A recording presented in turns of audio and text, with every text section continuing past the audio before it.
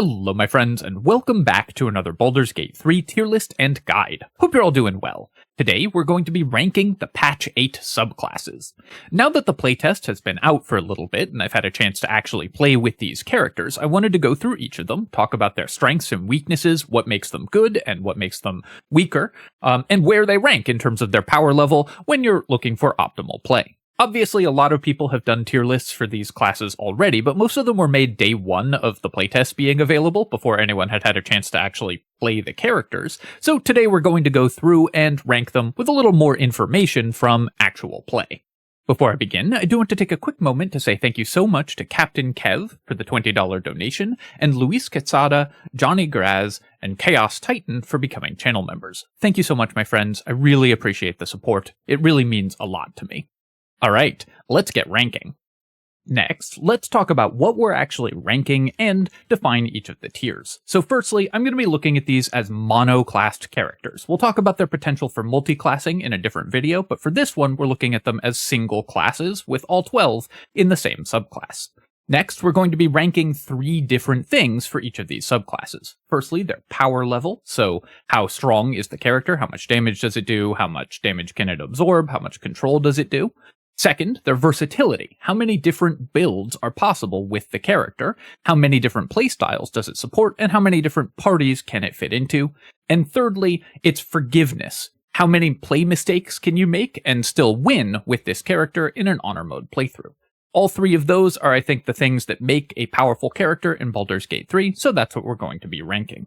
Next, let's define the tiers. In S+ tier, I'm going to be placing characters that fall outside the intended balance of the game in some way, and break the game. An example of this would be Abjuration Wizard, which functionally can't take damage. That's an important component of D&D balancing, so Abjuration Wizard would be an S+ tier character. In S tier, I'm placing characters that will always make your honor mode run easier. They're both incredibly powerful and incredibly versatile and go in any party composition, so no matter what your playthrough, it will always be strengthened by having these characters. An example of this would be Light Cleric, that is always going to be an incredible contributor no matter your composition or playstyle.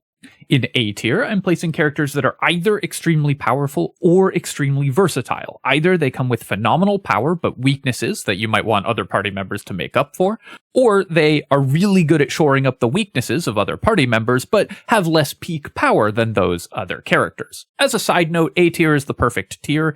If the balance team has done their jobs well, then most characters should fall into A tier. An example of this would be Wildheart Barbarian. Very, very good at what it does, but what it does is do damage and tank, and it's not going to provide that much else to your party. In B tier are characters that you're never sad to have around, they will never hold you back, and they'll always be extremely valuable contributors to the team, but they probably won't be all-stars the way characters from higher tiers might be. A good example of this is Arcane Trickster Rogue, which still provides incredible utility, but just doesn't do as much damage as other damage-oriented characters. In C tier, I'm placing characters that you have to actively plan around. A good example of this is Wild Magic Sorcerer, which if you don't carefully plan around its drawbacks, can really be disruptive to an honor mode run if you get a Wild Magic Surge at a bad time.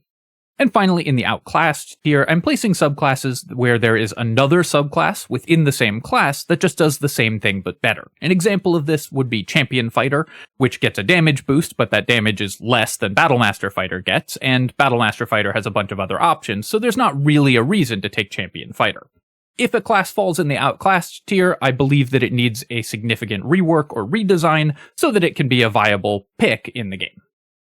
Let's begin with the Path of Giant Barbarian, a throwing weapon-focused Barbarian subclass. To make things a little bit easier as we go through, I'm going to pop up the wiki entry for each of these subclasses so we can talk through each of their abilities and what they do and how powerful they are. I'll also mention that the final tier that I put these in is the least important part of this discussion. It's really just a jumping off point to discuss each of the characters' abilities, their strengths and weaknesses, and how they fit into parties. Giant's Barbarian gets, at level 3, Giant's Rage, which gives you the effect of the Enlarge spell, so an extra d4 damage on all of your weapon attacks, and doubles your rage damage bonus on thrown attacks. What this means is that right at level 4, you're getting a d4 plus 2 damage on all your attacks, and a d4 plus 4 damage on all your weapon attacks, on all your thrown weapon attacks.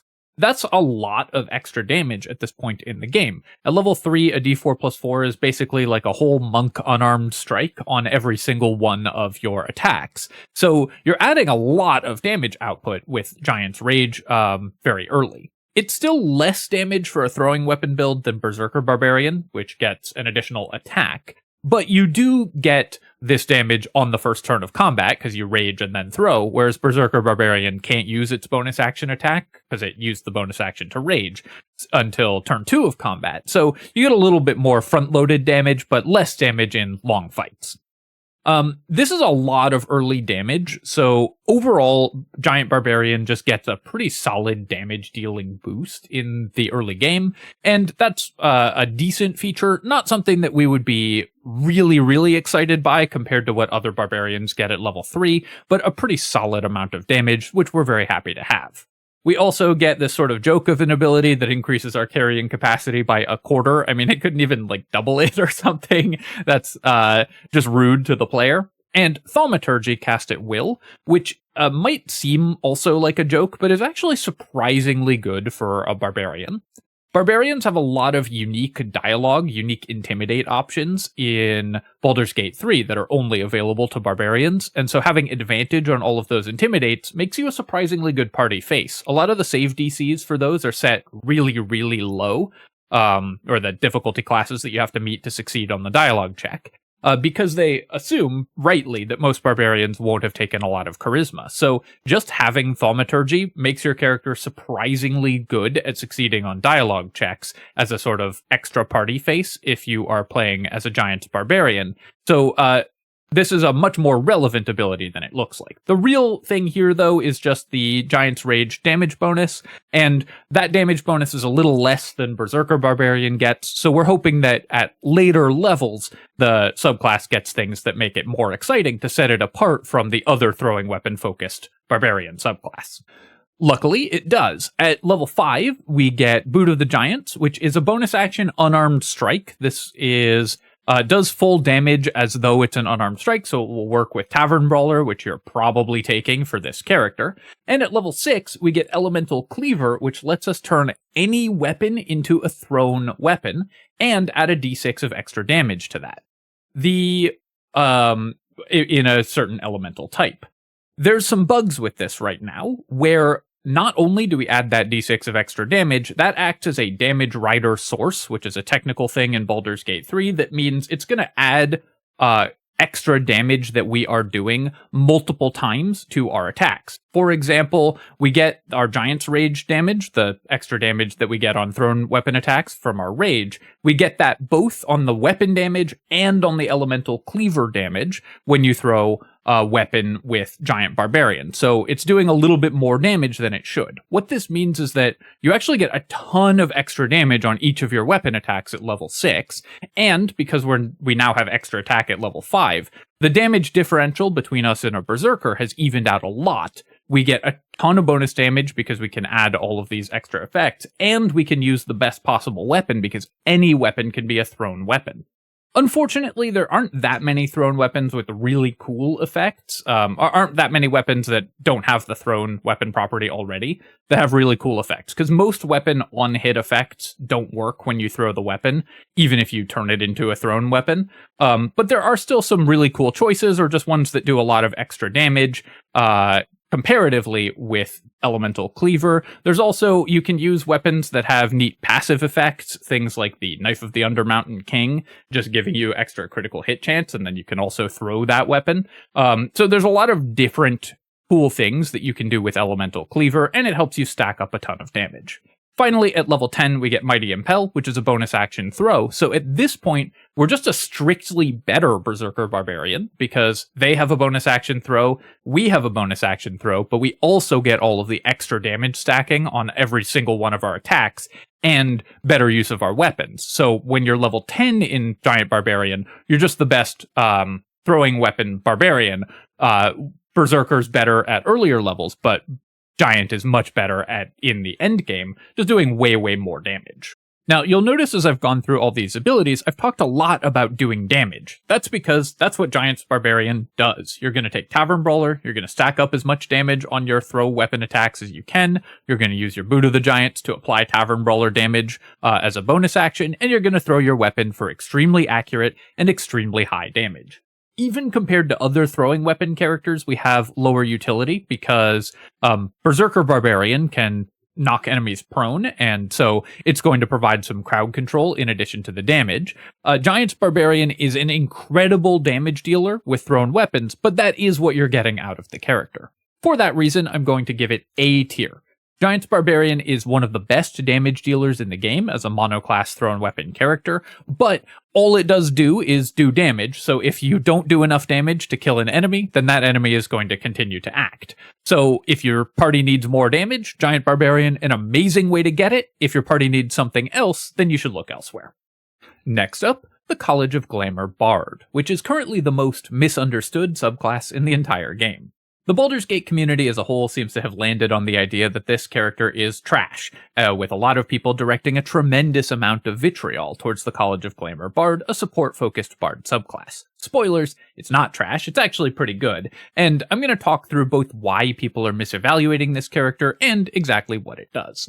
So I think that there are two reasons that people are misunderstanding a support-focused character like the College of Glamour Bard. Firstly, it's more difficult to evaluate abilities that don't do damage, so people systematically underrate them. If an ability is focused on doing damage, like the Giant Barbarian, in order to tell if it's good, all you have to do is look at the number. If number is big, ability good. Number small, ability bad. So it's very easy to tell whether the character is good, even without actually playing it. For a character whose abilities focus not on doing damage, but instead on controlling and supporting your party in the battlefield, it's a little more complex to determine the impact it actually has on combat, and so it just takes a little more work. It's very easy to underrate these abilities as a result. Secondly, a lot of the initial evaluations of the patch are done by creators who are very, very focused on solo honor mode runs. A support character obviously is not very strong in solo play, so when they call it bad in that specific context, that received wisdom got percolated out into the wider community, who assume that this character is bad in every context, when it's really just that it's a support character. It's very similar to how Cleric was misunderstood at the game launch, with a lot of people being like, well, healing is bad, Cleric doesn't heal very well, so it's a bad class. And obviously that's not true, because clerics offer a ton more than just healing. But if all you're looking for is healing, then you will realize that healing's not a great strategy in D&D, and so you'll dislike cleric. Something very similar is happening with College of Glamour Bard. Here's the truth. Let's take a look at each of their abilities. Firstly, at level 3, they get Mantle of Inspiration, allowing them to give 5 temp HP to each of 2 allies. 10 temp HP for an inspiration die is not an amazing rate. At this point, you will be able to provide 5 temp HP through a lot of different sources as well, so it'll be somewhat redundant with other sources of temp HP. But it's certainly not bad. In general, you're going to prevent more damage with cutting words from Lore Bard, for example. You spend an inspiration die to make an enemy miss an attack. That will usually be worth more than 10 temp HP. So from a pure damage mitigation perspective, this isn't a very strong ability at base. It does scale pretty well with levels, going up to 24 temp HP at level 6 and 44 temp HP at level 10, which at that point in the game is still a reasonable amount of hit points. An extra 10% health for every one of your characters all day long is certainly not something that's bad. It's basically like casting aid on all of your party members, and it stacks with aid as well. So this ability does make your party a little bit tankier just with the temp HP it provides. However, this also has a secondary effect. If an enemy hits a character with Mantle with a melee attack, then the attacker becomes charmed. There's no saving throw against the charm. They just become charmed if they hit you with a melee attack. Obviously, this is situational. It requires enemies to have a turn and attack the character that's got the mantle on it in melee in order for this to go off. But when it does go off, it's very powerful. Charmed is not the most incredible effect in Baldur's Gate. What it does is, in general, and it's not usually worth spending your turn on, but when you get it for free, it's pretty good. it prevents the enemy from attacking the character that they are charmed by. And in this case, the charm originates from the character that they just hit, the mantled character. That means that enemies that have multiple attacks in a turn or multiple actions in a turn are going to have to change targets in the middle of their turn. Often this will break the AI and they'll just skip their turn entirely, but even if they don't, it's going to force them to play in a way that they didn't want, targeting characters that they didn't intend to target, or running around to try to get to a valid target because the target that they ran to in the first place is no longer valid. With clever positioning, you can use this to cause enemies to lose a lot of turns over the course of a playthrough, if they do, in fact, land an attack on your characters. This kind of passive disruption of the enemy is worth a lot because it doesn't cost you any resources from your turn in order for it to happen. You set it up in advance and then it'll just go off at some points during combat, costing enemies turns. Even if it's only a few turns in any given fight, that's still a lot of value that you're gaining over the course of a run. D&D is basically an exercise in reducing enemy turns as much as possible, so Mantle of Inspiration does that without even really costing you action resources in combat, and your bard is free to do other stuff like cast Hypnotic Pattern or other powerful bard spells. Then, at level 6, you get Mantle of Majesty Command. This lets you cast Command as a bonus action as the spell, so basically costing an enemy a turn, and it's cast as a bonus action. It requires your concentration, but then you get to recast it as a bonus action every turn for 10 turns. So basically you can spend your bonus action and your concentration to just shut one enemy out of combat for the entirety of a combat. If the target is charmed, they automatically fail their saving throw, and of course remember we have ways to charm them without a saving throw if they've melee attacked a character with Mantle of Inspiration. So you can set this whole thing up without enemies ever rolling a die to resist it. This ability, I think, is the one that is the real sticking point for people. People don't like a once per long rest ability, and don't like a concentration ability, which is valid, because a lot of Bard's best spells are concentration, so it's a very heavily contested resource for Bard. The way to think of this ability, though, is just as a cast of Eyebite, the level 6 spell, 5 levels early. Or, if you prefer, the ability to just, without spending any other resources, win one combat per long rest. While it looks like this ability means that you want to long rest more frequently to get it back, what this actually does in practice is extend your adventuring days, because once per long rest, your party doesn't really have to spend resources, because this ability just wins the fight outright for them. Any fight where there's mostly just one strong enemy, Mantle of Majesty Command will instantly lock down that enemy forever, and so you don't have to expend resources against fights with powerful bosses when you have this ability. Getting access to effectively a 6th level spell very early is a fairly powerful class feature. It's not something that is going to win the game entirely on its own, but it definitely makes your character, who's already a bard, and remember, bards are just very strong even if they had no class abilities at all, able to contribute a significant amount of disruption with Mantle of Inspiration, and once per day, just win a fight outright with Mantle of Majesty. Between these two things, Glamour Bard ends up as a really solid support character, with the ability to disrupt enemy actions very frequently, give your party a ton of extra longevity with additional hit points, and win one fight per day outright, which saves you resources in the long run. Overall, I would say that this character is at its best in a party where there's a lot of other damage dealers, because of course it doesn't provide damage to your party, but it's very easy to get other damage dealers, and if you need a support character, Glamour Bard is going to be an excellent one.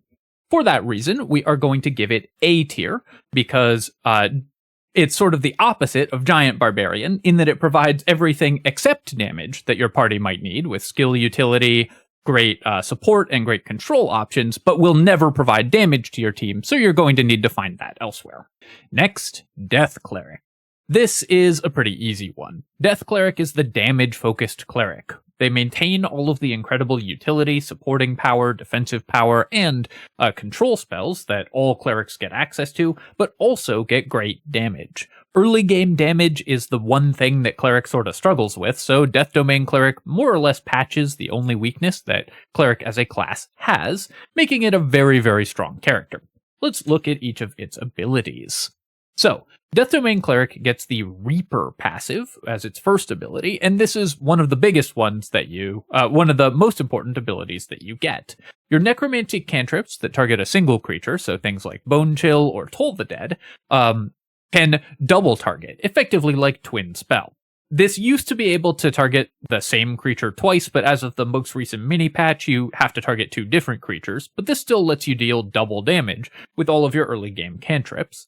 And you get some of the best early game cantrips in the form of Bone Chill, which you can select with your Death Cleric bonus cantrip. The domain spells list here, you actually get a choice of 3 different cantrips, not just Bone Chill, but you'll usually take Bone Chill here and then take Toll the Dead with your actual Cleric cantrips. In order to deal the most damage.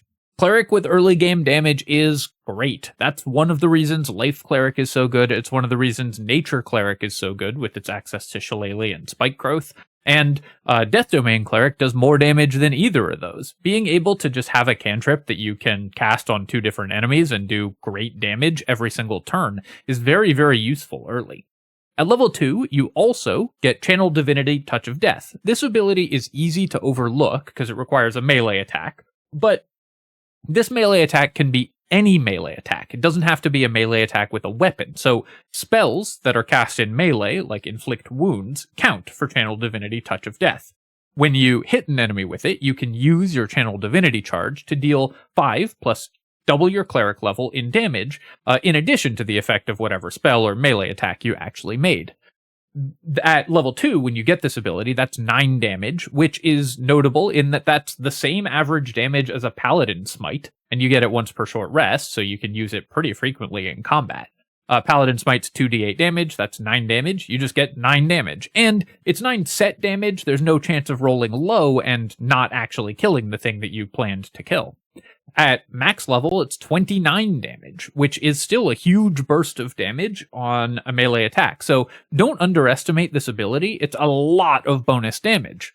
Death Cleric gets between Touch of Death for high burst damage and Reaper with cantrips for high sustained damage. Just a solid amount of additional damage, while also still, as I said, doing all of the great Cleric things that they already do.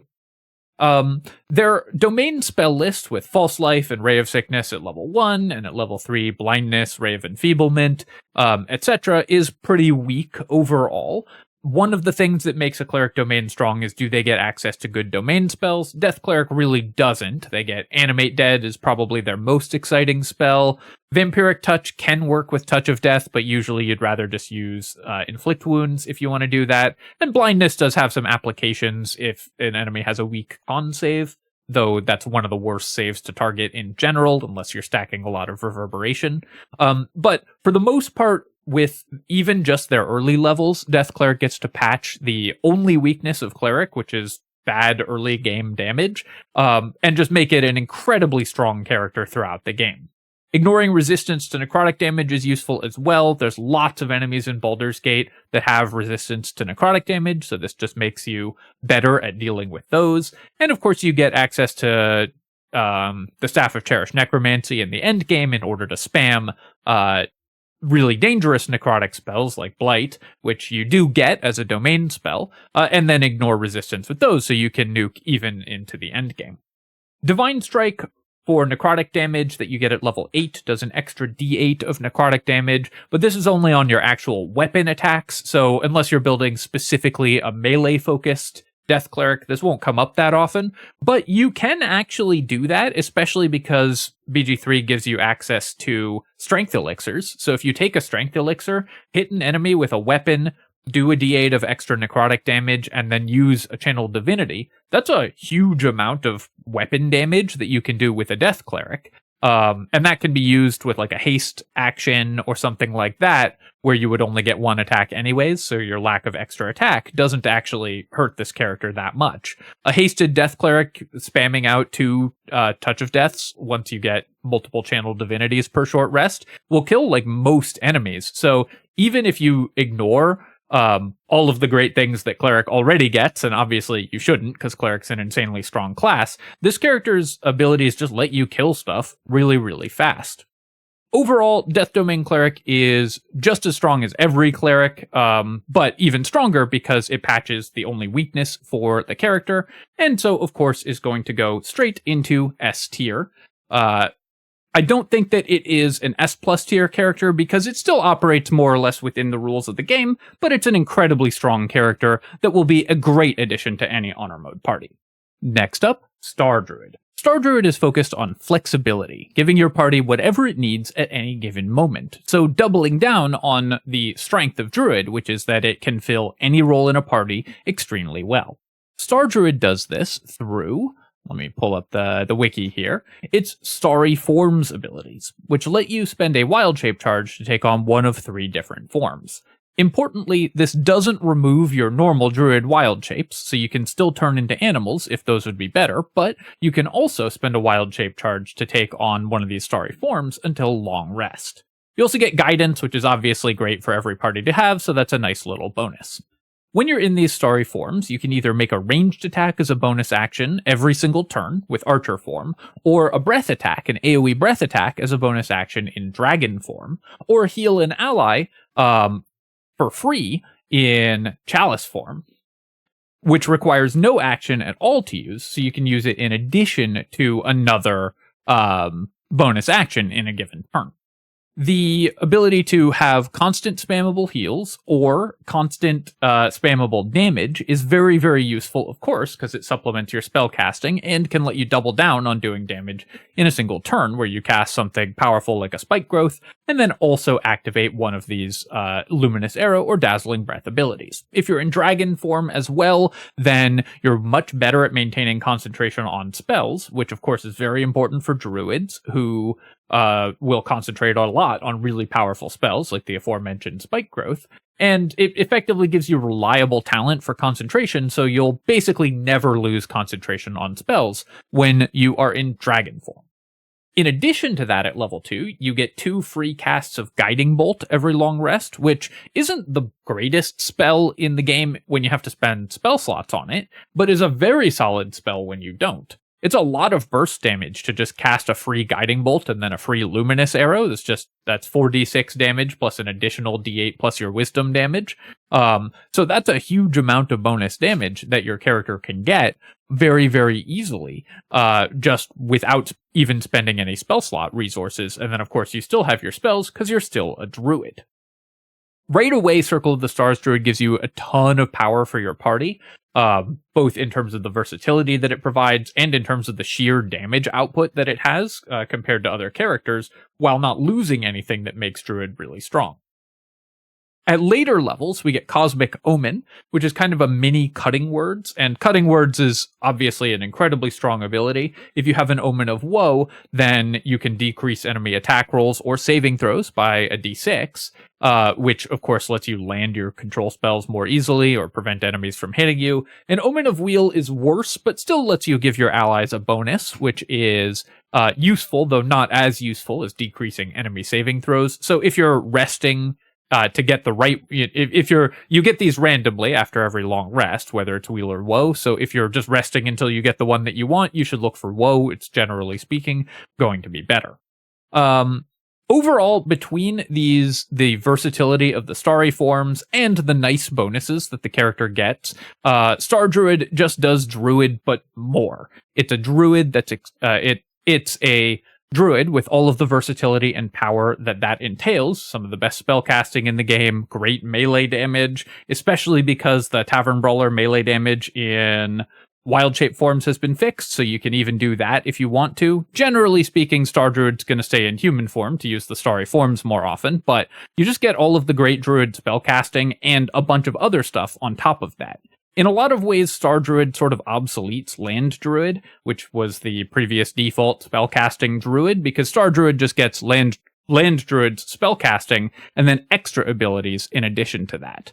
For that reason, because Druid is a very, very powerful class, we're going to give the Circle of Star Druids a very solid S tier. Next up, Arcane Archer Fighter.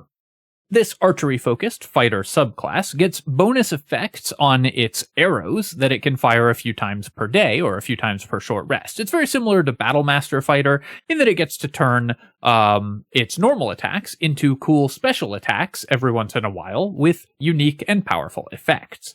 Now, firstly, of course, the Arcane Archer Fighter is a fighter, and it's almost impossible for a fighter to be bad. With Action Surge and 3 attacks per action, fighters are always going to be extremely strong. So the question is, do the subclass abilities provide enough cool effects on the arrows that make this class worth taking over other fighter subclasses? The answer is basically yes. Arcane Archer Fighter gets some pretty powerful abilities that give it a unique role in terms of archery. Firstly, you get cantrip here, and of course, having guidance in your party is very, very useful, so the ability to add that is very helpful. These skill proficiencies are probably not that useful. They're only used in dialogue, and your fighter, especially an Arcane Archer, which wants high intelligence, is unlikely to have high enough charisma to be your party face. Though if you are, then I suppose the proficiencies may come up occasionally. The real meat of this subclass, though, is that you get 4 arcane arrows per short rest, and you can use them to choose 3 of these 8 possible effects, and you can use any of them up to 4 times per short rest. The 8 possible effects are all different. I'm not going to read them all out, but I will say that of these, the most interesting ones are Banishing Arrow, which lets you banish a target for 2 turns, just remove it from combat for 2 turns, in addition to just hitting it with an attack. That's basically the same as Banishing Smite, a 5th level spell, or just the 4th level spell Banish, but with an additional archery attack added onto it. It also targets the enemy's charisma save, so even if you have relatively low save DC, a lot of enemies have terrible charisma saves and will fail this attack anyways. Other really cool arrows include Seeking Arrow and Piercing Arrow, which effectively let you make attacks that can't miss. Piercing Arrow hits every enemy in a 30-foot line, and they get a save for half damage. However, the saving throw currently, this might change, only applies to the extra d6 piercing damage. That's the only damage that gets halved.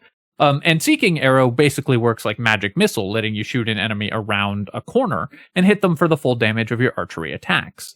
These can be pretty high damage effects because you can stack all of the on-hit effects, or most of the on-hit effects that work with weapon attacks work with these as well. So if you have, for example, the Helldust Gloves, then the extra d6 of fire damage will happen when you hit an enemy with Seeking or Piercing Arrow. Attacks that can't miss are, of course, extremely powerful because they make your character much more reliable. So you have attacks that can't miss, you have really good crowd control. You also have Blind, which is a very good crowd control effect if you want that.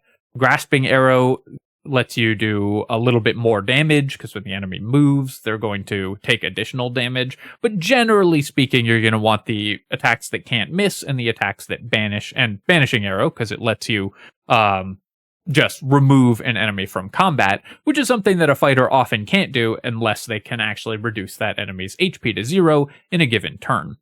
What this means is that we kind of have to compare arcane arrows directly to Battlemaster maneuvers, because they're a very similar ability. You spend a resource and gain a bonus on that for that attack. And arcane shots do less overall damage than Battlemaster maneuvers and don't have precision attacks, so you're not going to hit with your basic attacks as often as a Battlemaster will. But you do have attacks that can't miss, and you have extremely powerful crowd control. So you are a slightly lower damage, but more reliable and more controlling version of a Battlemaster fighter. That's a pretty nice thing to be.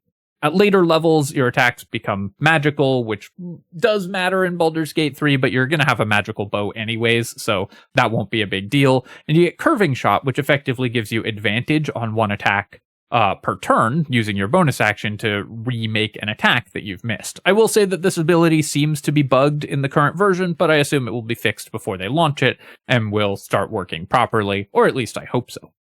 A Battlemaster fighter that just does great damage and has solid utility with being able to banish the most dangerous enemy in any given combat is going to be something that I'm always very excited to have in my party. It does solid damage just like every other fighter and provides control, and so we're going to give it A tier. I don't think it quite cracks S tier because while it because its damage is very high, but not as high as some other damage-focused characters, and its control is good, but not as good as some other control characters. But if your party needs a little bit of both, then Arcane Archer Fighter is going to be an excellent choice. Next up, Drunken Master Monk. This is one of the characters I was most excited for when they announced the subclasses, because I was hoping that it would give us a new way to play Monk. Let's see if that actually bore out in practice. Drunken Master Monk at level 3 gets Cheeky Tipple, letting you drink alcohol to regain half your key points. Other monks also get Key Restoration, but this is certainly a nice ability. It's just once per day, restore half your key points, and Key Restoration abilities are pretty useful. You also get a special Flurry of Blows that lets you punch twice and get the benefits of Disengage. That is quite useful to a monk, because often a monk is going to want to play a hit and run strategy. They tend to be fairly squishy, because they're unarmored and get fewer hit points than other martial characters. So if an enemy survives your attacks, you may want to run away. Drunken Technique makes it a little easier to do that. At level 4, so both of those abilities are fine, but not anything that I would say is super exciting, so hopefully it gets better at later levels. At level 4, we get Intoxicating Strike, which lets us spend a key point for... well, it lets us spend a key point. If you really hate your key points and want to get rid of them, then you can activate Intoxicating Strike to hit an enemy and get them drunk. The drunk effect gives enemies disadvantage on dexterity and charisma checks. That's checks, not saving throws. So if an enemy is trying to pick your pocket, I guess you could get them drunk. But otherwise does absolutely nothing by itself in combat. So at level 4, this ability basically has blank text. At level 6, you get Leap to Your Feet. When you're prone, standing up only uses 5 feet of your movement speed. Normally it uses half your movement speed.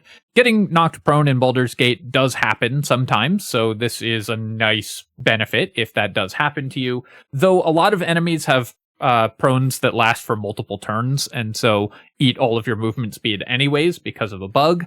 So I have found that Leap to Your Feet doesn't actually help against, for example, the Steel Watchers.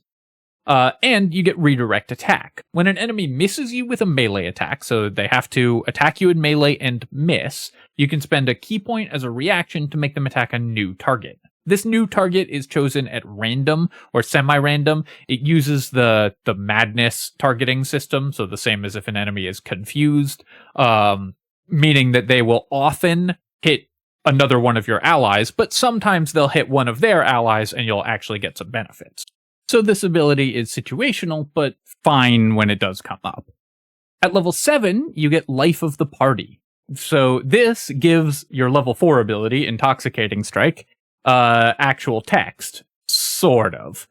Whenever you hit with Intoxicating Strike, you gain a stack of Life of the Party, which gives you +1 to your armor class and +1 to your attack rolls against drunk targets, so enemies that you're hitting with Intoxicating Strike, for each successful strike. This stacks up infinitely, so as many times as you hit with Intoxicating Strike, you're going to get a Life of the Party stack, but goes away if you're attacked, not if you're hit, but if you're attacked at all. So if you're trying to make use of Redirect Attack, you're going to lose Life of the Party stacks. Or if the combat ends. Notably, there's a bug with this. You can check my video on patch 8 exploits, where you can stack this outside of combat. But assuming that we're not abusing the bug to get infinite armor class, Life of the Party is going to go away really fast, and mostly is not going to provide any benefits. And it forces you to waste your key points on Intoxicating Strike. Every point you spend on Intoxicating Strike could have been a Stunning Strike, or could have been a Flurry of Blows. So you're giving up damage and you're giving up crowd control in order to get a very marginal +1 armor class and +1 to hit against a target that you've had to already hit. So the +1 to hit bonus is probably not that relevant either, because you have to be able to hit the target in order to get it in the first place. Well, the way that this character is designed, it's so self-defeating. You have to waste your key points on abilities that don't do anything in order to get marginal benefits, which then go away if you try to use your other abilities. Finally, the problem gets even worse at level 9, where you can use Sobering Realization to remove drunk from a target, so now you don't get the benefits of Life of the Party against them. and deal bonus psychic damage with Sobering Realization. The bonus psychic damage is a d8 plus your wisdom modifier, so a very, very small amount of bonus damage for level 9. And if you hit, you lose life of the party. So the thing that you've worked hard to try to build up, you lose if you use any of your other abilities. At level 11, you finally get an ability that does something, Drunkard's Luck, which lets you negate disadvantage on a roll for 2 key points. That is useful in some circumstances. Obviously, you should try to have advantage on most of your rolls, which already negates disadvantage, but Drunkard's Luck can come up sometimes during the game.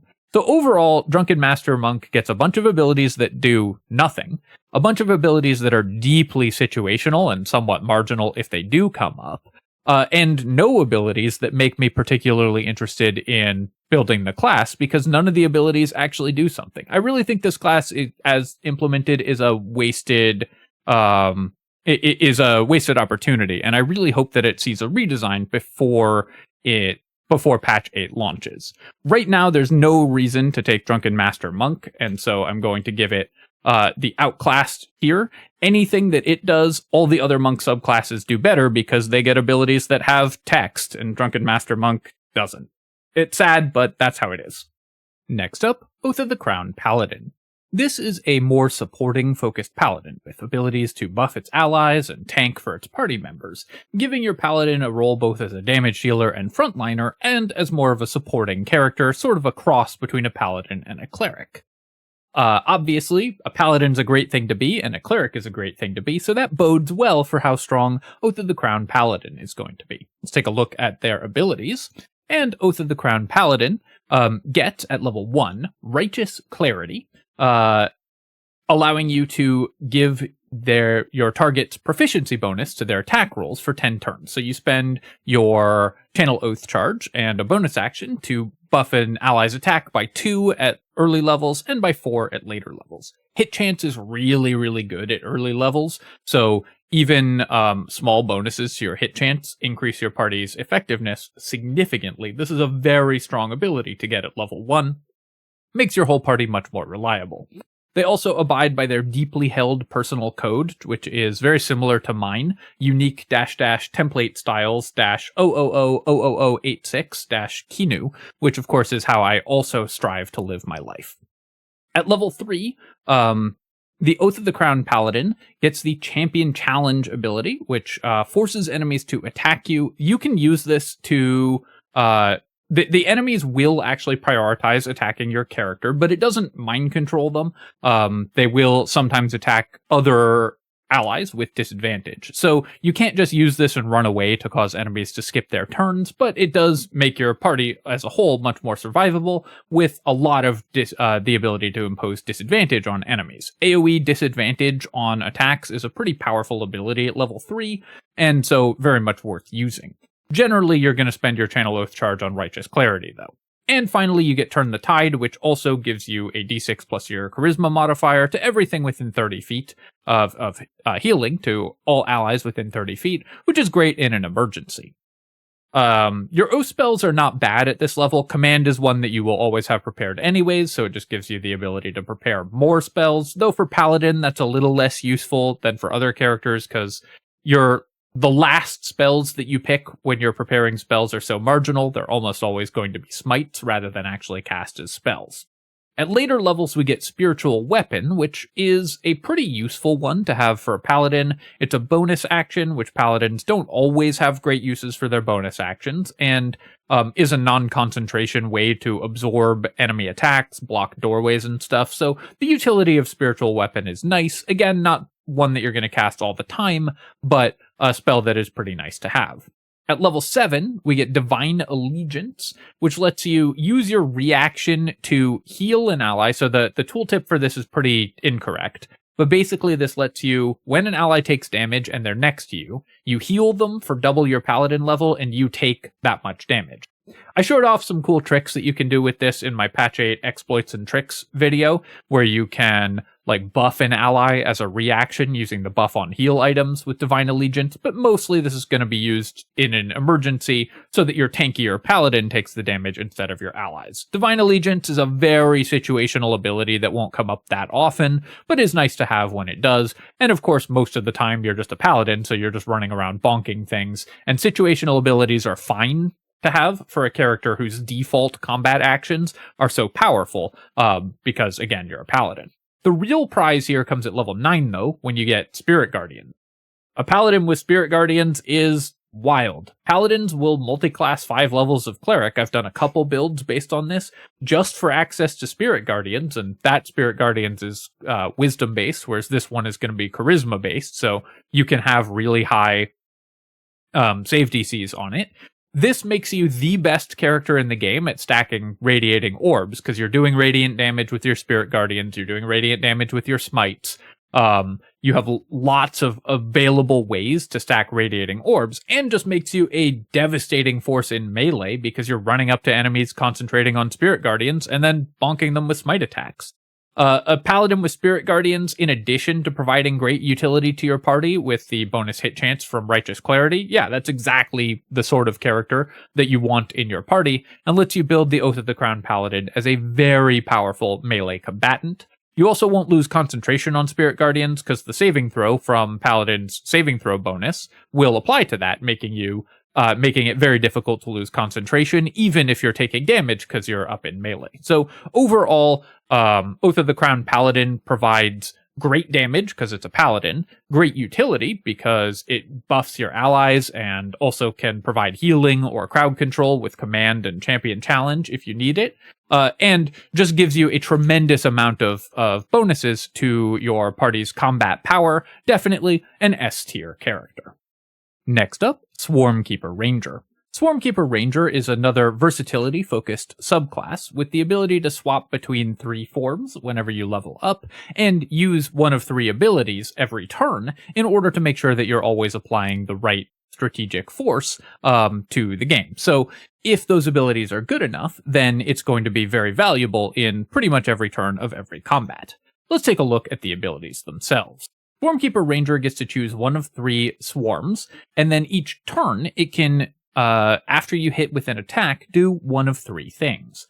Either it can deal an extra d6 of damage with the damage type depending on which swarm we picked, or an extra 2d6 of damage if the enemy is Hunter's Mark.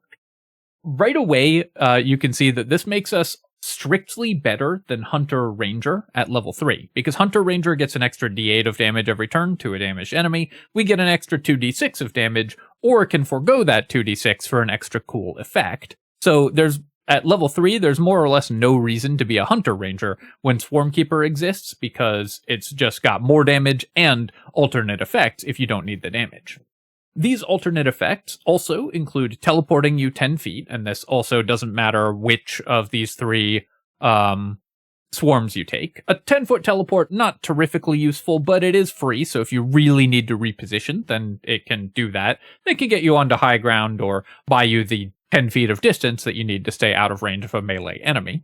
And then finally, depending on which of your swarms you have one of 3 crowd control abilities, which you can forego the damage for. With the bees swarm, you can knock an enemy backwards. With the jellyfish swarm, you can shock them, preventing reactions, so the same as the shocking grasp spell. With the moths swarm, you can blind them. Of these 3, obviously, blind is by far the best crowd control condition, so generally speaking, you're going to want to be Moth's Swarm, because blinding an enemy once per turn, in addition to making your attacks, is very, very powerful. At level 3, the ability to just be a ranger, that's a pretty solid character, especially in the early game already, and then blind one enemy every turn of combat, is a really strong power spike at level 3. Is it as strong as Gloomstalker's level 3 power spike? Probably not. Gloomstalker gets a lot more damage and bonus initiative and everything, so level 3 Gloomstalker is still incredible, but level 3 Swarmkeeper is definitely solid because that blind every turn is very useful, or 2d6 extra damage every turn, also very useful. The issue is that then you basically don't get any new abilities from your subclass until level 11. You get a couple extra spells, including Web at level 5, which isn't awful. You can, you will probably be trying to boost your save DC to make the blind more effective, so webbing an enemy can be useful sometimes, but certainly not something that you're going to be thrilled to get from your subclass at level 5. And then you get a 30-foot fly speed for a bonus action 3 times per long rest at level 7. This is, again, fine. You won't complain about having this ability, but it doesn't really make your character much stronger. You probably have Misty Step at this point from an item, so Writhing Tide will come up sometimes, but it's just not going to make or break the character. So you mostly have just 8 dead levels between level 3 and level 11. Rangers tend to get pretty powerful capstone abilities in Baldur's Gate, though, so let's see what those, what the level 11 Mighty Swarm ability does that makes Swarmkeeper Ranger worth grabbing. Basically, it upgrades each of your Swarm abilities, and while it upgrades the damage and gives you a little extra AC if you teleport, the real bonus is that it adds an extra crowd control effect to each of the crowd control options. The knockback from bees now includes a prone, very good. The knockback, the shock from jellyfish now includes a disarm, also quite strong, though a little more available in the game.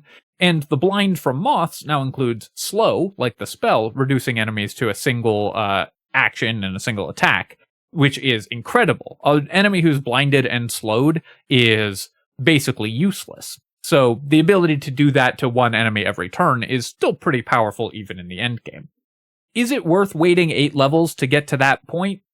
Kind of. You get a very strong character at level 3, and because it's such a strong ability at level 3, it stays very strong up until sort of the mid-game. But by the time you're level 6 and every other character is starting to get cool things and like 3rd and 4th level spells, you're not really gaining anything for a long time. And then at later levels, you get this really good crowd control ability, which is very useful, but you had to wait for a long time to get there. I think that Swarmkeeper Ranger is a fairly archetypal B-tier character. You're going to be very, totally happy to have it in your party. It will be very good in the early game, sort of mediocre through the mid-game, and then is going to, once again, get a little bit of a power spike in the end game, but having those dead levels in the middle definitely costs the subclass. Next up, Swashbuckler Rogue. Swashbuckler Rogue is a hit-and-run focused rogue that doesn't need its allies to support it in order to get sneak attacks. How the character works is that at level 3, you get the Fancy Footwork ability, which lets you, whenever you make a melee attack against the target, they can't opportunity attack you, so you can hit them and then run away. And you also don't need advantage or allies adjacent to you to trigger sneak attack if you are within 5 feet of the target. So you can always sneak attack enemies as long as you are within melee. So you're a melee focused rogue that runs around on the battlefield, sneak attacking enemies even without help from your allies. You also get a +2 bonus to your initiative, of course incredible to get at level 3, and it scales with your rogue level, so by level 12 you'll have a +4 bonus to your initiative level, to your initiative rolls, meaning that this character, as a dexterity-based character with an initiative bonus, doesn't need any initiative gear in order to have high enough initiative for honor mode. So those are pretty nice abilities. I would say overall, they are not as powerful as Assassin Rogue's automatic crits at this level, or Thief Rogue's additional bonus action, but the initiative bonus is really nice, and it gives you a lot of additional play pattern. At level 4, you also get some nice abilities, and this is unique for rogues, which mostly get absolutely nothing at level 4, except for the feat. So at level 4, you get the Dirty Tricks abilities. You get the ability to cast Vicious Mockery as a bonus action. This will use your charisma, so unless you have high charisma, this isn't going to do much, but I guess gives you a ranged attack. Usually a bonus action ranged attack if you need it. Usually, though, you're going to be better off just carrying a pair of hand crossbows for a bonus action ranged attack if you have one extra bonus action and need a ranged attack. The offhand hand crossbow will do a better job than Vicious Mockery. You can also try to blind enemies. This was recently changed to use your dexterity to calculate the save DC, so it's going to blind enemies pretty regularly. Blinded enemies is really good. Blinding enemies as a bonus action, again, really nice. We talked about this with Swarmkeeper Ranger. The ability to blind one enemy every turn is really solid. And finally, you get Dirty Trick, Flick of the Wrist, which can disarm enemies and will do so very reliably. The tooltip here, Charisma is the spellcasting modifier used for these abilities. This is wrong. These two use your maneuver DC, so the higher of your strength or dexterity. The Vicious Mockery uses your charisma. So this was changed since the wiki entry was written. And Dirty Trick, Flick of the Wrist will reliably disarm enemies and, importantly, just does a full main hand weapon attack. So is basically a second attack that you can do as a rogue. Rogues, of course, not getting extra attack is one of the things that makes the subclass, or that makes the class do less damage than other damage-focused classes. Dirty Trick, Flick of the Wrist lets you do that. It has some targeting restrictions. You have to be using a melee finesse weapon, and the enemy has to be armed or you can't use it. But if they're not armed, you can always try to blind them with Sand Toss. Overall, this is a pretty solid set of abilities. It's a lot of extra damage from Flick of the Wrist, and in general, with the initiative bonus, the extra damage from Flick of the Wrist, and the mobility and sort of tactical versatility that you get from the combination of Rakish Audacity and Fancy Footwork, you're going to be able to run around the battlefield doing pretty decent damage, and enemies won't usually be able to retaliate against you. That's kind of where the fun stops, though. Because we're a rogue, our base class does not give us many impactful abilities after level 4, and from our subclass we only get one more ability at level 9, which is an action to apply some very mediocre crowd control. You can give enemies disadvantage in exchange for an action, but wasting an action on that at level 9 is definitely not where you want to be, even if it's quite reliable because it forces enemies to use a skill check, which is usually going to fail. But generally, we're going to be spending 8 more levels where everybody else is getting stronger, and our Swashbuckler Rogue is not that much stronger than they were at level 4. For that reason, very similar to Swarmkeeper Ranger, I'm going to give this character B tier. It's fine, it can run around and do decent amounts of damage, and you will never be sad to have a Swashbuckler Rogue in your party because the sneak attack damage in the early game is good, the disarm and blind are very useful throughout the entire game, and the way that the character can operate very safely because it can always hit and run and doesn't need help from your party means that it's never going to be a drain on your party's resources, but it is a damage-focused subclass that just does less damage than other damage-focused subclasses, so B tier. Next up, Shadow Magic Sorcerer. Shadow Magic Sorcerer is a darkness-themed sorcerer subclass that gets the ability to see in magical darkness, and if that sounds broken to you, well, good news, you've been paying attention. Shadow Magic Sorcerer is two of the most powerful things that you can be in Baldur's Gate 3, a sorcerer, and with the ability to see in magical darkness.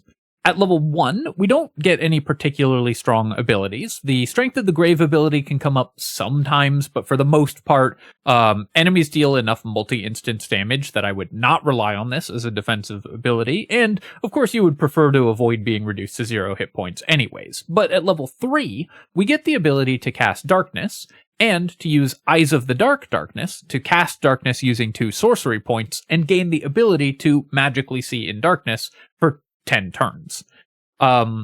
Taking 2 or 3 levels in Warlock in order to get the ability to see in magical darkness and use it to become immune to ranged attacks, gain advantage on all of your attacks, force enemies to have disadvantage on all of their attacks, is a very dominant strategy in Baldur's Gate 3, and Shadow Magic Sorcerer gets that without having to spend the 3 levels in order to do it. So even as a monoclass sorcerer, like when judging for this guide, we get one of the most broken mechanics in the game, and then also, of course, are a sorcerer.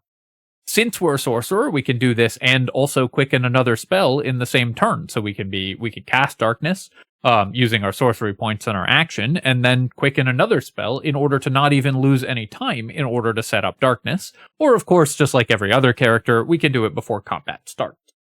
At level 6, we get the Hound of Ill Omen ability, which costs 3 sorcery points but gives us a summon, which has 42 hit points and 18 armor class, so at level 6 is reasonably survivable, but the summon doesn't scale with levels. Nimbus the dog here doesn't scale with levels, and so in the later game is going to be fairly squishy. There's an exploit with Nimbus that can generate infinite sorcery points. You can take a look at my Tricks and Exploits video in order to see that. But for the most part, Nimbus is just a decent combatant with an Entangle ability and that can occasionally split off more summons if struck by a melee attack, so generally is just going to be a pretty solid summon as a level 3 spell slot equivalent, because it costs 3 sorcery points, that will last you all day and help absorb damage for your party, tank. Just having more bodies on the battlefield is always good. The Hound of Ill Omen ability is, I would say, solid, not incredible, but a nice one to have. At level 11, you get Shadow Walk, which is the same as the Shadow Monk's Shadow Step ability, a bonus action teleport, except better because it can go into it. Only the destination point for Shadow Walk needs to be obscured, not the origin point, so you can teleport into any shadows, even if you're coming from a lit area. You then get Distant Spell for free, and Distant Spell is not a bad meta magic at all. Giving you increased range on your spells means you can teleport away, Distant Spell that enemy, and then run away using your movement speed, and end up like 150 feet away from an enemy that you just shot at the end of your turn, making it very, very hard for the character to be retaliated against. So we're a sorcerer that's incredibly safe because we can be casting from darkness and doing all of our cool sorcerer stuff from inside a cloud of darkness, making us very difficult to retaliate against. We have a blocking summon in the form of the Hound of Ill Omen, and at later levels we even have a teleport to give us a ton of mobility. Now at level 11, you should mostly have had your mobility issues sorted out. There are plenty of ways to gain other sources of mobility before this, but this does make your character a little more versatile in combat. The real strength, though, is just we're a sorcerer and we get darkness, which is Warlock's best thing, and we get it without having to take any levels in Warlock, so obviously we're a very strong character. The main question here is, do I give this character S tier or S plus tier? Do I think that just having access to magical darkness and the ability to see in magical darkness is enough to crack the Shadow Sorcerer into S plus tier? I don't think it quite is, though it's very close. I think that this is at the high end of S tier, but still an S tier character. Next up, Hexblade Warlock. Now, before we go into this one, I want to remind everyone that we're evaluating these characters as mono-class characters, and with all 12 levels taken in the same subclass, not as multi-classes. You're going to see why when we go look at their abilities in just a second here. So, at first level, Hexblade Warlock gets as many abilities as some of the entire subclasses that we've looked at gets over all 12 levels. We get Hex Warrior, which gives us medium armor, shield proficiency, and martial weapon proficiency, which is the best proficiencies in the game already. And Bind Hexed Weapon, which lets you use your charisma modifier instead of strength when making melee weapon attacks. So, we get to, at first level, just you tie everything to a single attribute. Our spellcasting and our melee weapon attacks are going to use our charisma modifier. We also get medium armor and shield proficiency. In addition to that, when we hit an enemy with our hexed weapon, there's a chance that we apply Hexblade's Curse. Hexblade's Curse can either be manually cast once per short rest as a bonus action, or applied with a 20% chance every time we hit an enemy. And it adds our proficiency bonus in damage, so 2 at this level going up to +4 at later levels, to every single damage instance that we do to that enemy. This works with any ability that does multiple damage instances, which for this character notably includes Eldritch Blast, so each of the 3 beams will add +4 damage when we get triple Eldritch Blast beams. We also critically hit on a lower die roll when rolling against a Hexblade's cursed target, and if they die, we regain hit points.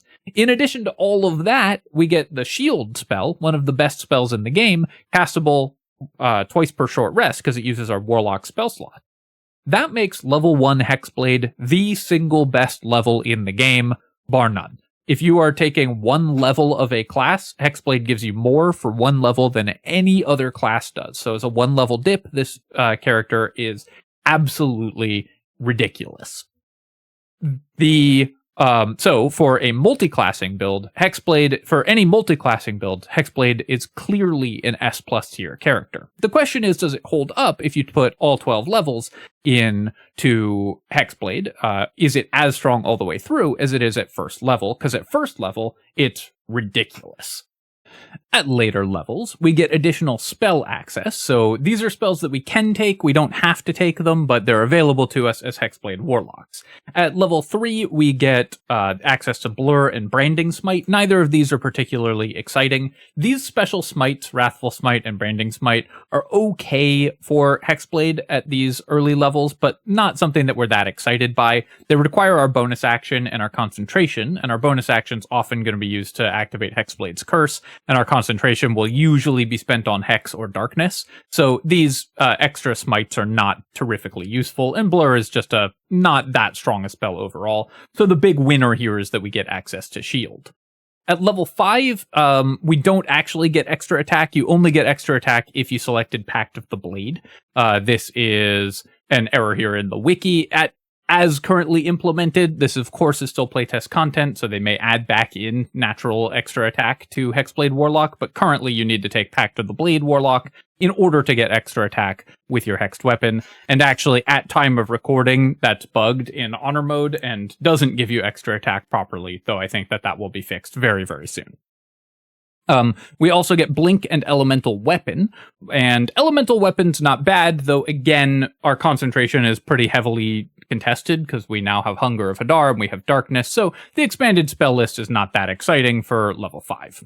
At level 6, we get Accursed Spectre, which lets us, whenever we kill an enemy who has the Hexblade's Curse on them, spend a reaction in order to summon a Spectre. The strength of the Spectre depends on how tough the enemy was, with the feeble specters being not that good, but the higher level specters being pretty decent. But the main thing here is that this is a summon as a reaction, which is just as good as it sounds like. Not having to spend an action of any kind in order to add hit points, melee blocking, doorway blocking, and distractions to the battlefield, as well as decent abilities that do a decent amount of damage, is of course really, really good.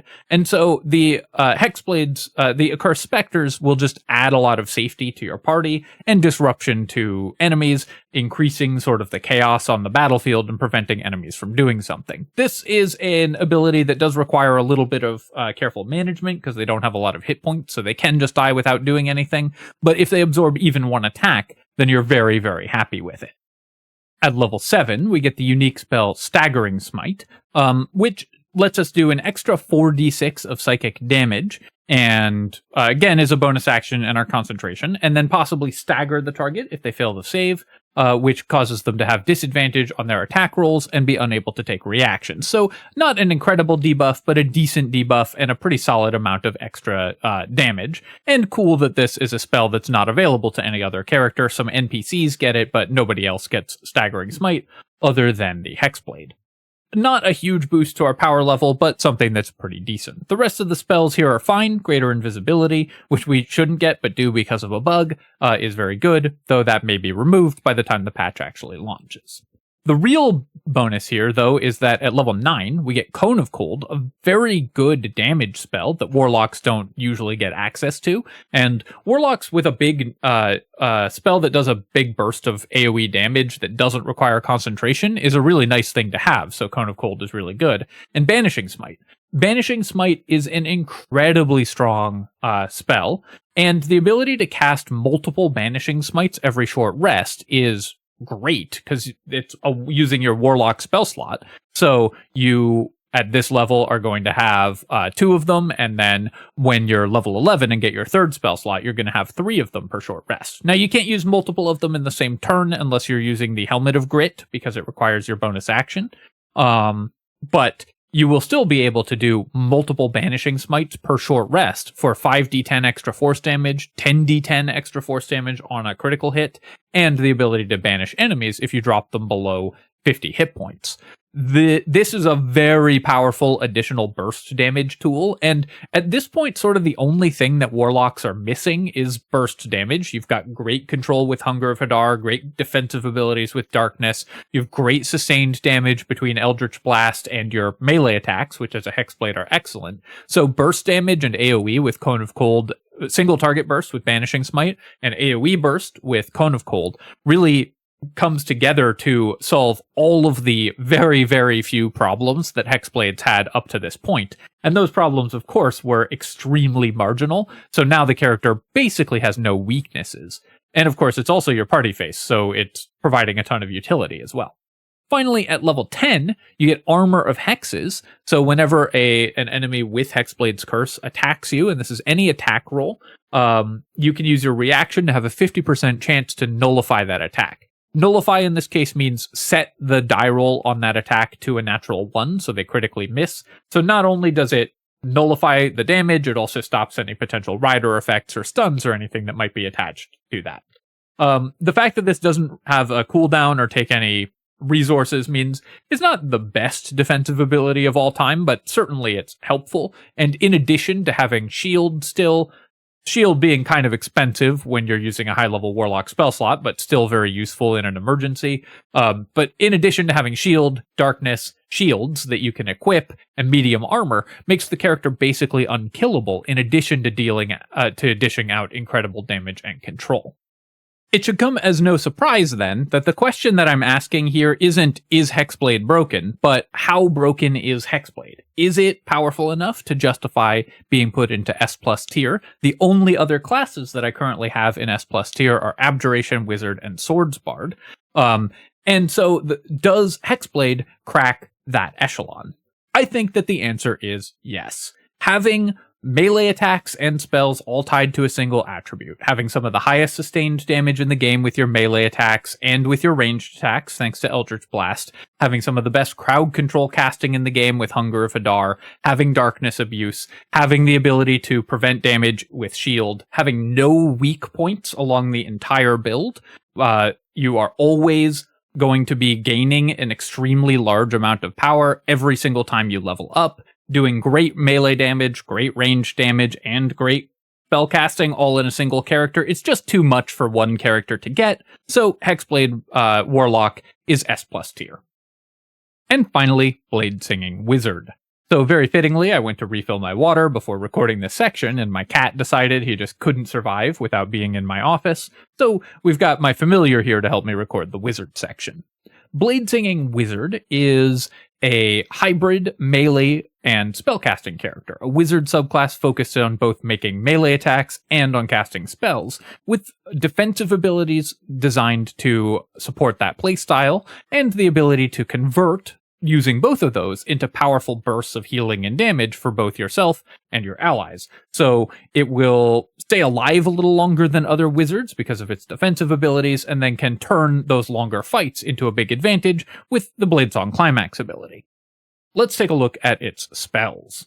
Bladesinger Wizard gets Bladesong, which is its signature ability. And importantly, at level 2, when you get this, you only get 2 uses of it per long rest. So if you're taking normal lengths of adventuring day, you will not be able to use this in every fight. Similar to Barbarian at early levels, you're not going to be able to use your signature ability in every single encounter unless you're long resting quite frequently.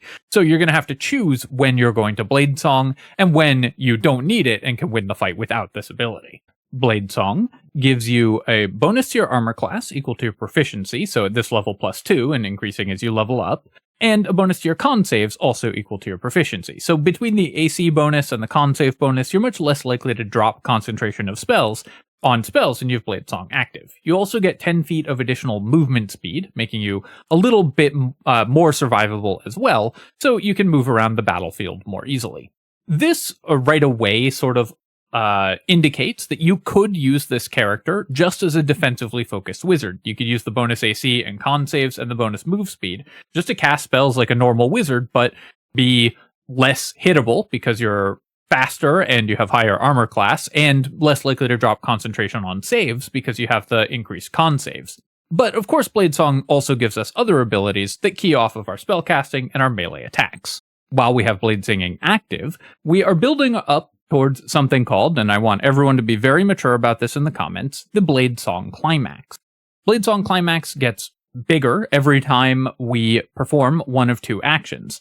Either we cast a spell, and then when we activate Bladesong Climax, we're going to do more damage with it, or we attack with our weapon, and then when we activate activate Bladesong Climax, we're going to do more healing with it. It will end your Bladesong when you activate it, and it requires a bonus action, and it's an AoE around your character that requires you to jump. That's why it shows 10 feet of movement here. You have to jump to that area, and it will deal this damage and apply this healing in an AoE around your character. You're always going to get a minimum of a d6 of damage and a minimum of a d6 of healing, but every time you thrust with your weapon, you're going to build up to a bigger climax. Every time you cast with a spell, you're going to build up to a more explosive climax. So it's important to do those things in order to get the healthiest and largest climax that you possibly can.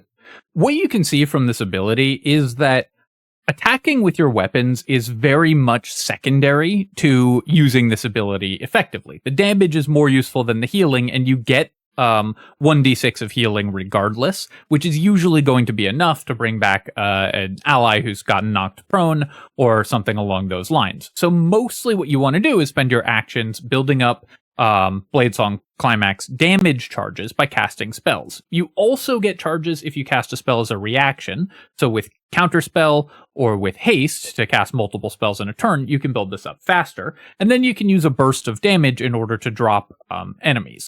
With casting 2 spells, you get a burst of 3d6 damage as a bonus action, which at level 2 is not bad.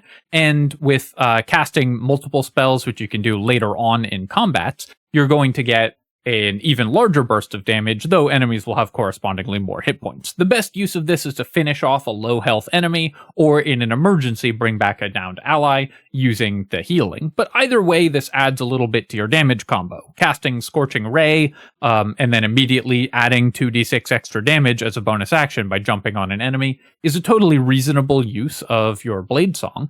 And given that it gives you passive benefits throughout the combat before that, having a little bit of extra bonus damage to finish off a combat that much faster can be very, very useful.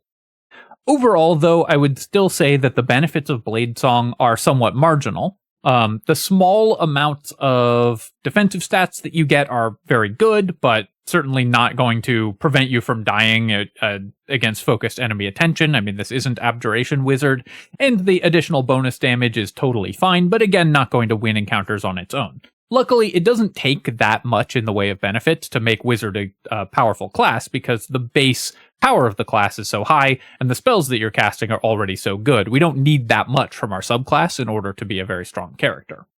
As we level up, we gain extra uses of Bladesong at level 5 and level 9, which makes the character have a little more longevity across all of the adventuring days. And at level 6, we get extra attack. When you make attacks, this is going to help you build up your healing even faster because you're making multiple attacks.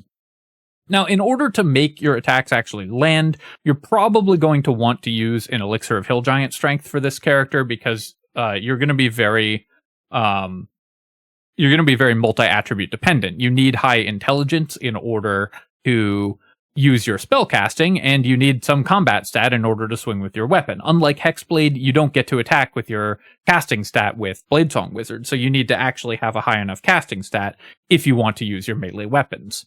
Overall, what that means is that the melee part of this character is very much secondary, and mostly you're using this for the passive benefits and the active benefit, the sort of emergency button from Bladesong, rather than the melee attacks. Those are more of a secondary strategy or a fun strategy.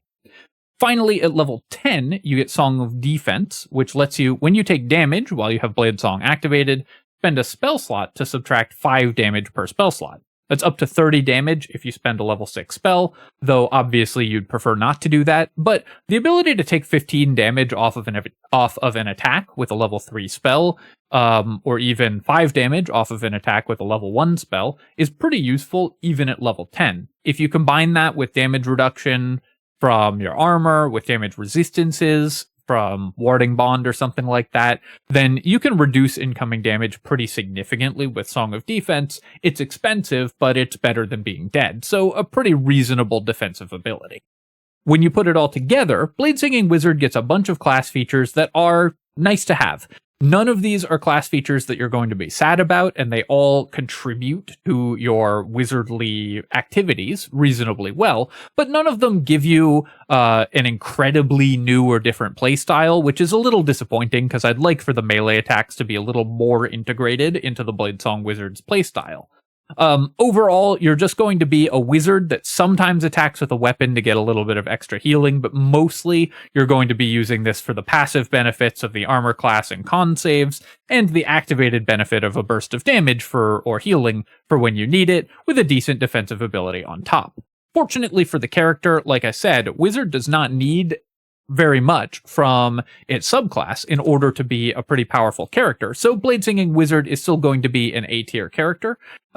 You are a wizard with some nice, though mostly somewhat marginal, defensive abilities, and that's a great thing to be, A-tier. Alright, my friends, I hope that you've enjoyed this look at the new subclasses, and of course, if you disagree with any of my placements, please do let me know in the comments below. As always, I'm very open to moving things around if you could present me with a good reason, and these subclasses are very new, so it's very possible that I've missed a secret drawback or something extremely powerful about one of these characters that means that we should reevaluate it. Of course, I hope that this is helpful for you when planning your honor mode parties, and if anyone from Larian happens to be watching, hopefully it's helpful for you to see which of these new subclasses might need a little bit more attention before patch 8 actually launches. Drunken Master Monk. Of course, if you have enjoyed the video, feel free to hit the like button and leave a comment. Doesn't have to be a disagreement with my placements here. Any comment will do, because that helps me out with the algorithm, and I really appreciate you taking the time to do that.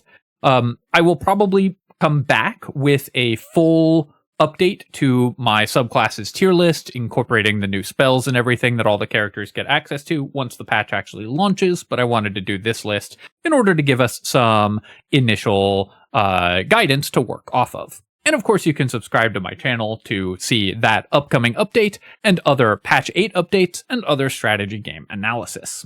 Cheers, my friends. Thank you as always for watching, and I'll catch you next time.